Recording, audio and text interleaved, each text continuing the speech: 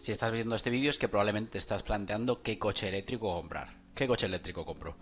Pues, claro, a día de hoy cada vez es más difícil, ya que cada vez tenemos más modelos de más marcas, como serían Tesla, BYD, MG, Volkswagen, Cupra, Dacia, Peugeot. Cada vez son más los modelos que tenemos dentro de estas marcas y empiezan a ser poco a poco un poco más accesibles y se empiezan a estar dentro de un rango de precios que quizás con algunos descuentos nos interesa comprar.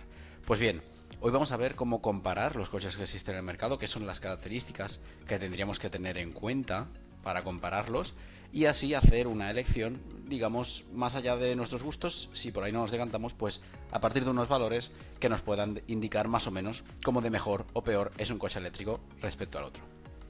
Vamos a ir analizando las diferentes características que tendríamos que tener en cuenta y la primera va a ser la autonomía del vehículo.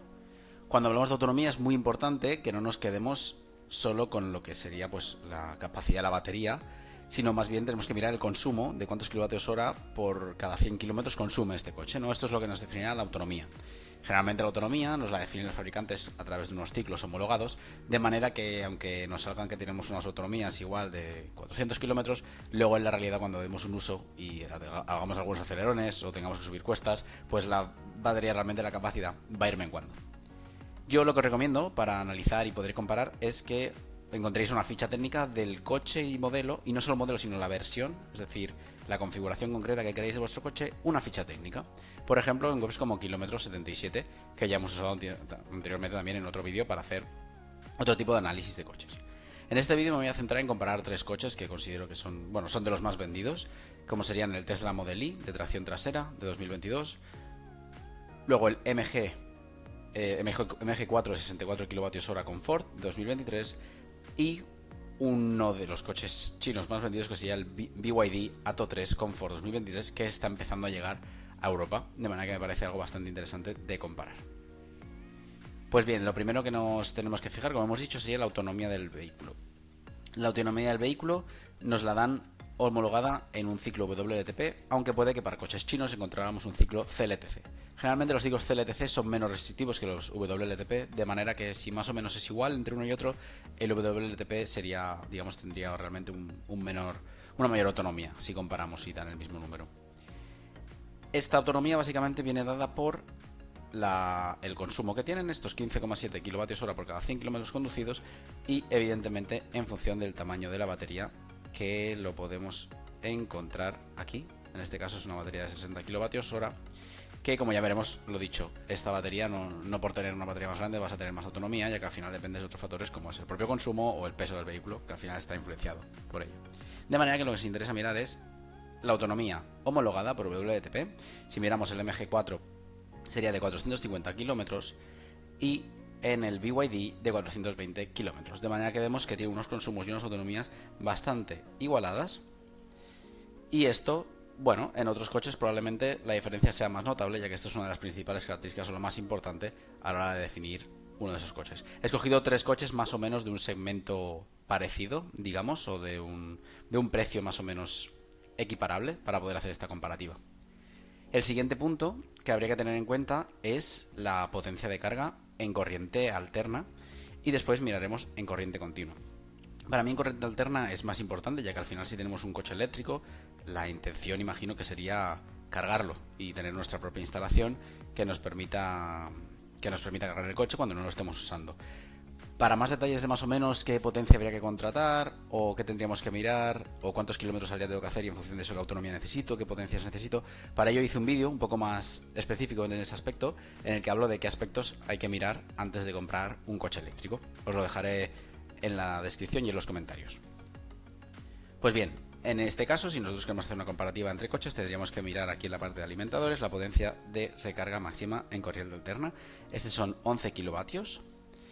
Por el lado del MG4 tendríamos una potencia de carga también de 11 kilovatios, y en el caso del BYD una potencia de carga también de 11 kilovatios. Lo que podría pasar es que en otros modelos es muy típico que nos encontremos, por ejemplo, máximo 7,2.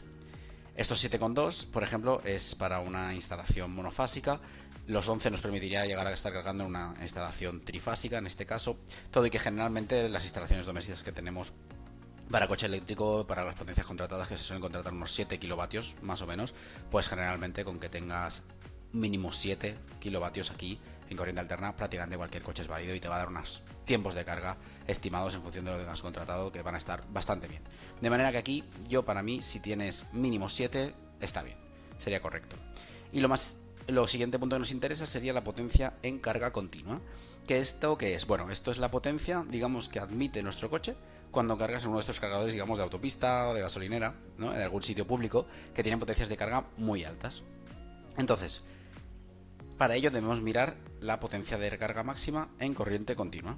En este caso, en el caso del Tesla, tenemos hasta 250 kilovatios, en el caso del MG 140 y en el caso del BYD 88.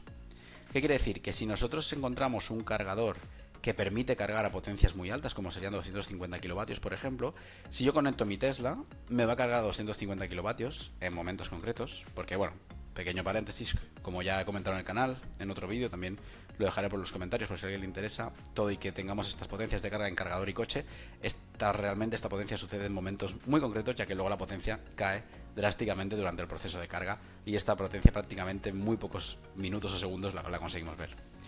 Pero en el caso de que tengamos un coche y un cargador que tenga tanta potencia, lo conseguiríamos llegar en algunos momentos. En cambio, si conectamos un MG4, por ejemplo, con 140 de pico a un cargador de 200 kilovatios, pues por mucho que el cargador pueda dar 200 kilovatios y el coche solamente 140, los tiempos de carga pues van a ser limitados. En este caso por el coche. Y en el caso de un MG4 todavía peor, ya que estamos limitados a 88.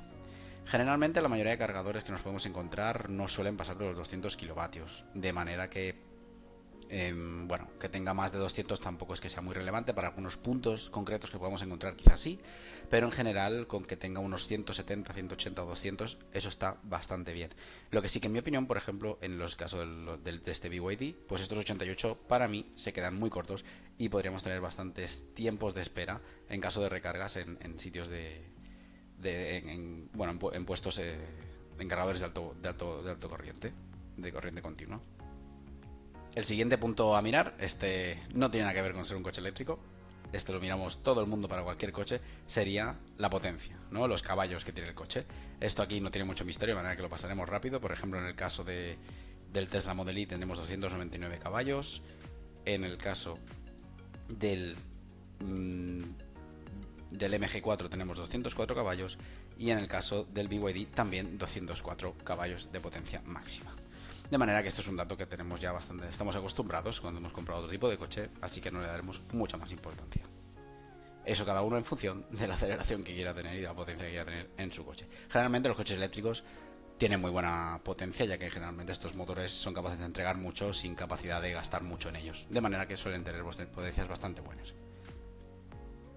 Luego, para mí, otro punto muy importante es la calidad del mantenimiento. En este caso esto no lo podemos encontrar en las fichas técnicas, ya que al final es algo que se aprende pues con la experiencia de haber trabajado o de haber tenido coches de esa marca o de ver lo que opina otra gente acerca de esas marcas. Por ejemplo, Tesla, en el caso de Tesla, las baterías suelen durar muchísimo, los pares de baterías suelen aguantar muchos kilómetros, tal y como han demostrado y han compartido algunos de sus clientes que ya llevan muchos kilómetros circulados, y se sabe que la calidad es bastante buena en cuanto a lo que sería pues su pack de baterías, ¿no? que quizás sería la reparación más costosa.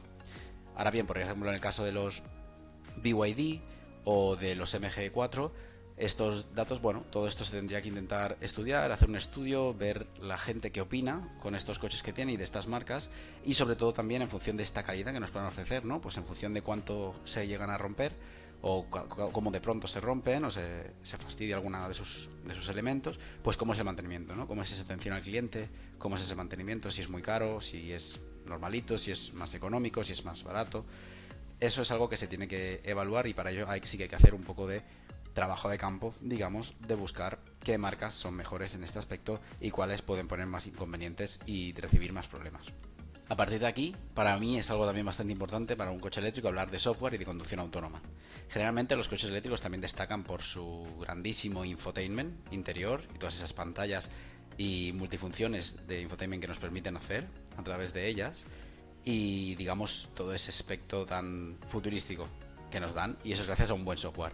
En este aspecto, Y bueno, y eso por un lado, digamos, más cercano al usuario, pero también a nivel de conducción el software es muy importante, como por ejemplo para temas de conducción autónoma. Y no hablo de coches que se circulen solos, como sería pues los niveles de autonomía que tiene el Full Self-Driving de muchos Teslas, sino también de la capacidad de respuesta en niveles de conducción autónoma bajos, como serían pues ayuda al cambio de carril, mantenerse dentro de los carriles, detección de obstáculos, frenada.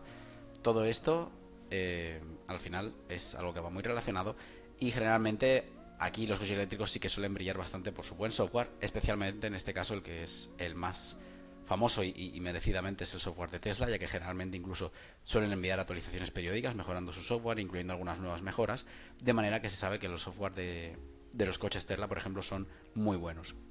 En el caso de los BYD también tienen un software bastante bueno, y a partir de ahí el resto de marcas pues probablemente estén un poquito por detrás, sobre todo bastante por detrás de Tesla, que en este paso sin duda son los coches que irían un paso por delante del resto. A partir de ahí ya entramos en algo evidente que quizá es de los primeros puntos que hay que hablar, pero bueno, no es específico de un coche eléctrico, así que lo he dejado para el final, que es evidentemente el precio. Si queremos mirar el precio, lo mejor es ir directamente a la web de fabricante y escoger el modelo y configuración que queremos directamente, y a partir de ahí pues ya encontrar el precio exacto que queremos. Evidentemente cada coche, y en función de los descuentos que apliquemos, como es el caso aquí de MG4, que te permite ya aplicar directamente estos descuentos, tendremos un precio u otro que nos permitirán también evidentemente decidirnos por un coche u otro. Todo esto evidentemente luego aplica a cada uno en función de cómo lo configuremos y de si finalmente obtenemos estas promociones y ayudas, como por ejemplo el plan Moves 3. Y hasta aquí para mí lo que serían los principales aspectos que hay que tener en cuenta y mirar a la hora de escoger un coche eléctrico, el coche eléctrico que queremos. Aquí he hecho una pequeña comparación entre estos tres, donde hemos visto cómo se comparan algunas de sus prestaciones, pero evidentemente esto tenéis que realizarlo en función de los coches que queráis y que estén dentro del abanico de precios que queréis gastar. Una vez definido este abanico de precios a partir del cual estáis dispuestos a pagar, pues entre ellos escoger la opción más buena, al menos a nivel técnico, con los temas de autonomía, potencia de carga en alterna continua y potencia que hemos visto, y hacer un estudio de realmente cómo es la calidad de estos coches y cómo es su mantenimiento y su software. Para mí esos serían los puntos más importantes. Si tenéis cualquier duda podéis dejarlo en los comentarios. No olvidéis suscribiros para estar al tanto de más acerca de noticias de coches eléctricos y para seguir aprendiendo. Un saludo y hasta el próximo vídeo.